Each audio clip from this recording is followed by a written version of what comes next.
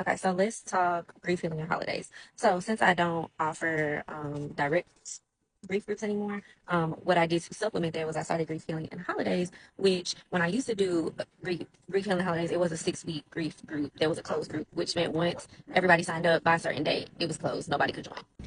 And so what I would do is I would purposely meet during the holiday season because the holiday season typically is the increase that we see in grief season.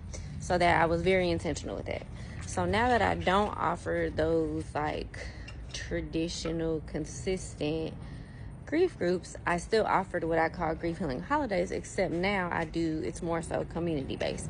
So we start October 31st, and to be completely transparent, the neighborhood that the building is in, they have a really big block party. They've been doing that for years. And so the first year that I had my building, I saw on the camera there was a lot of people. I literally just ran over to my building with my friends and the kids, and we just started passing out candy. And so we've just been doing that since I've been open. So pretty much we open a building, people can hang out, especially like our families that have the neurodivergent babies and kids.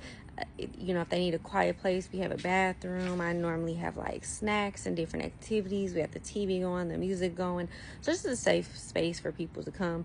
And then I usually open on Thanksgiving. We usually do some type of meal. It might be brunch, it might be lunch, it might be dinner.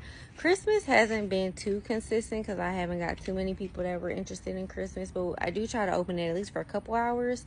And then I typically do something with my family. And then New Year's is, we do two separate celebrations. We do a noon countdown for our elderly and our kids, and then we do an evening countdown for the adults. And then we end with Valentine's Day. So that is what grief healing and holidays is.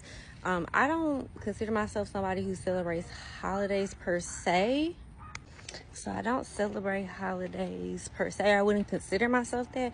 But in my family, I'm always having an open door policy in our house and always just being in community. So even though I don't necessarily consider myself like a holiday celebrator, at the core of my foundation is community and just having a safe space for people to come.